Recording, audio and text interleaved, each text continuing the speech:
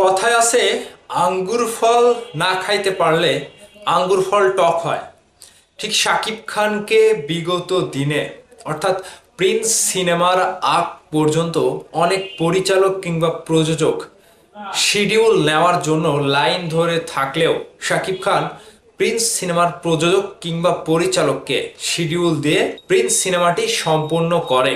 এবং এই প্রিন্স সিনেমাটি নিয়েই যে দাবি করা হচ্ছে, শাকিব খান অতিরিক্ত টাকা দাবি করে শাকিব খান সেই টাকাটা না পাওয়া পর্যন্ত ডাবিংয়ে অংশ নেয়নি, এরকম একটা অভিযোগ শাকিব খানের উপরে উঠেছে। তবে এবার সেই অভিযোগের পরে খেপেছে পরিচালক অনন্য মামুন। শাকিব খানকে নিয়ে তিনি যে কথাগুলো বলেছেন, এরকম অভিযোগ অনন্য মামুনের এই কথার কাছে জাস্ট ছিটকে গিয়েছে। শাকিব খানকে নিয়ে কয়েকদিন থেকে দেখছি এই নিউজগুলো করা হচ্ছে, যেখানে প্রযোজক কিংবা পরিচালক প্রিন্স সিনেমার দুজন ব্যক্তি তারা নিজেরাই এই কথাটা মুখ ফুটে বলতে পারেনি। যদি শাকিব খান অতিরিক্ত টাকা দাবি করত আর ডাবিংটা বন্ধ রাখতো, তাহলে কি তারা মুখ খুলতো না? অবশ্যই খুলতো। এবার অনন্য মামুন কি বলছে, অনন্য মামুনকে আমি স্যালুট জানাই। তিনি ফেসবুকে পোস্ট দিয়ে রীতিমতো তার মনের কথাগুলো শাকিব খানকে নিয়ে প্রকাশ করেছে। চলুন আপনাদের সাথে শেয়ার করি। মেগাস্টার প্রিন্স সিনেমার ডাবিং এর জন্য অতিরিক্ত টাকা দাবি করেছে, এমন প্রমাণ কেউ কি দিতে পারবেন? যদি না পারেন তাহলে কেন দেশের একজন মেগাস্টারকে নিয়ে মিথ্যা রটাচ্ছেন? বাংলাদেশ চলচ্চিত্রের নির্বাচন আসলে আমাদের কিছু নেতাদের মাথা নষ্ট হয়ে যায়। ক্যামেরার সামনে কি বলতে হবে না বলতে হবে হিতাহিত জ্ঞান ভুলে যায়।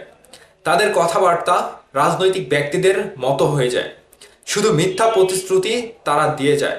সামনে প্রযোজক সমিতির নির্বাচন, অনেকেই দেখছি এখন নতুন করে নেতা সাজার চেষ্টা করছে। আমাদের নেতার দরকার নাই, আমরা শুধু আমাদের সমিতির সুষ্ঠু একটি নির্বাচন চাই।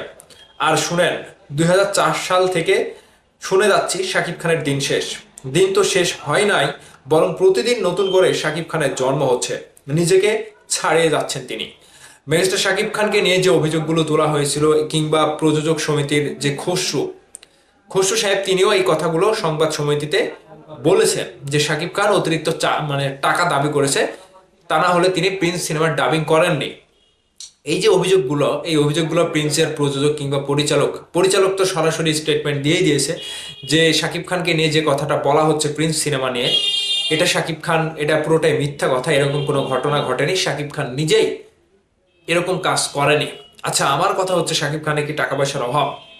মেগাস্টার শাকিব খানের কি টাকা পয়সার কমতি রয়েছে যে তিনি একটা পরিচালকের কাজে কিংবা প্রযোজকের কাজে যুক্ত হয়েছে, সেই পরিচালককে প্রযোজককে ডোবাবে কিংবা এরকমটা দাবি করবে? আমি নিজে ব্যক্তিগতভাবে প্রযোজকের সাথে কথা বলেছিলাম এই বিষয়টি নিয়ে। তিনি বলছিল, না শাকিব ভাই তো এরকম মানুষই না, শাকিব ভাইয়ের কি টাকা পয়সার অভাব রয়েছে যে তিনি এই কয়েকটা টাকার জন্য এরকম করবে? তো দিন শেষে যারাই শাকিব খানকে নিয়ে এরকম রটনা রটাচ্ছেন কিংবা মিথ্যা রটাতে চাচ্ছেন কিংবা শাকিব খানের ইমেজ নষ্ট করতে চাচ্ছেন, তারা কিন্তু 2004 সাল থেকে অনন্য মামুন যে কথাটি বলছিল যে শাকিব খানের দিন শেষ, শাকিব খানকে বিভিন্নভাবে আটকানোর চেষ্টা করা হয়েছে, কিন্তু দিন শেষে পারেনি। শাকিব খান প্রতিদিনই নিজেকে নতুন করে নতুন দিনের সাথে তুলে ধরেছে, আবারও নতুনভাবে।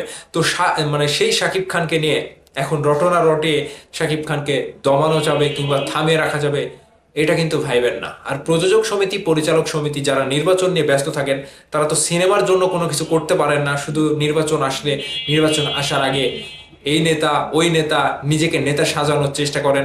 এই চেষ্টাগুলো বাদ দিয়ে সিনেমার কাজে নিজেকে ব্যস্ত রাখেন, অবশ্যই সফলতা আসবে। এবং শাকিব খানকে নিয়ে কথা বলতে না পারলে বললেন না, যেটা সঠিক সেটা বলতে পারলে বলবেন, না হলে ভুল কোনো রটনা রটায়েন না।